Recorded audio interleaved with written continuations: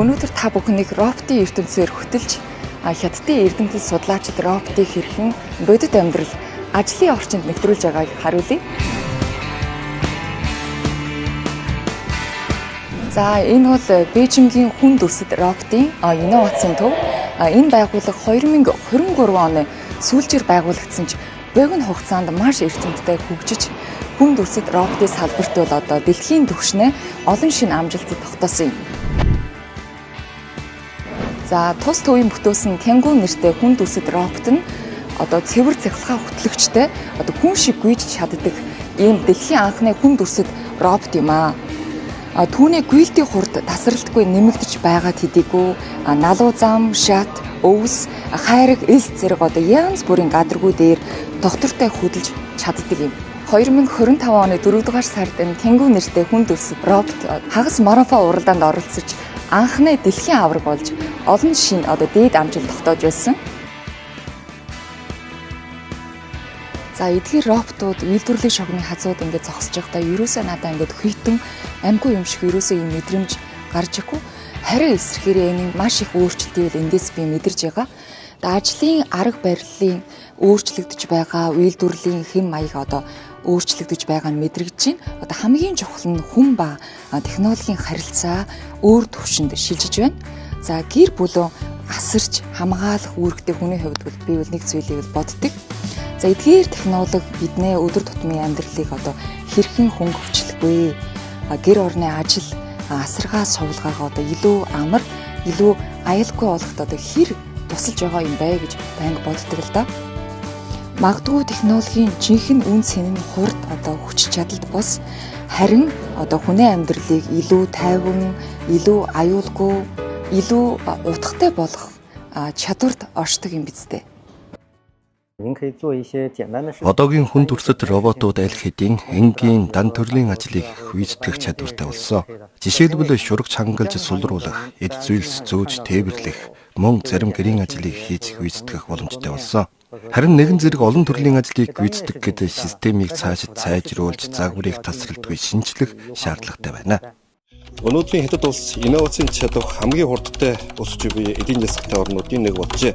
Голлох үзүүлэлтүүдийг харвал нийгмийн хэмжээнд хийж буй судалгаа хөгжлийн санхүүжилтийн хэмжээгээр дэлхийд 2 дугаарт, харин судалгааны ажилтны нийт тоо, өндөр түвшний олон улсын сэтгүүл хэвлэгдсэн өгүүллийн тоо, мөн олон улсын патентын өгөгдлийн хэмжээгээр дэлхийд тэргүүлж байна.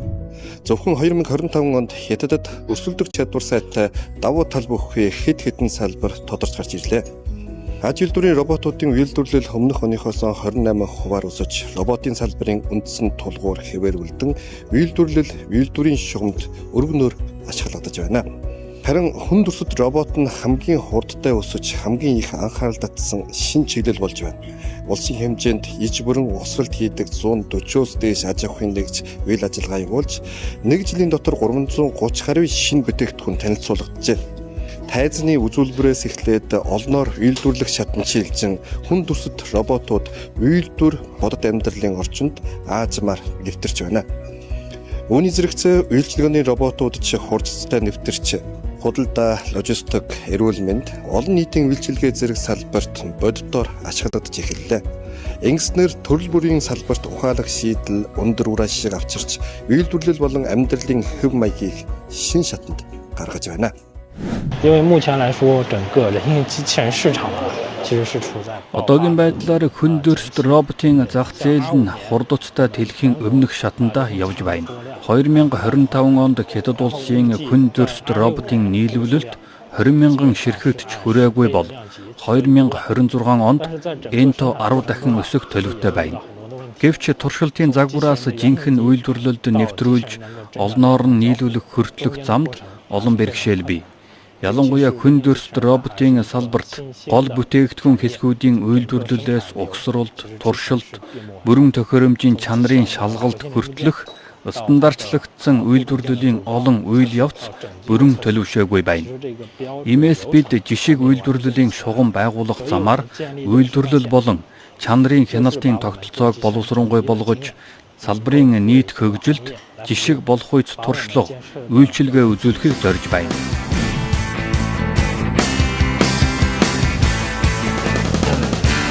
За өнөөдөр би инновац ба амьдрал технологи үйлдвэрлэл хоорондын уялдах холбоог бол маш сайн мэдэрсэн.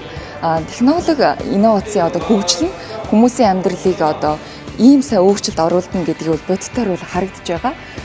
Мөн хятад улс эх 5 жилийн хөгжлийн төлөвлөгөөг танилцуулж, шинжлэх ухаан, боловсрал, хүнээ нөөц, аж ахуйн нэгжүүдийн уялдаа, хамтын ажиллагааг бэхжүүлэх замаар бие даасан инновацийн чадвараа нэмэгдүүлэх, технологийн хөгжлийн стратегийн оргил цэгийг ижлэх зорилт тавьсан юм.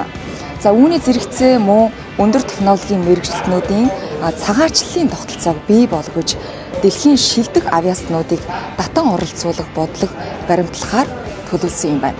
За тэгвэл та хятадын шинжлэх ухаан инновацийн давалгаанд нэгдэхийг хүсэж байгаа юу? Хэрвээ нэгдэхийг хүсэж байгаа бол бидэнтэй санал бодлоо хуваалцаарай.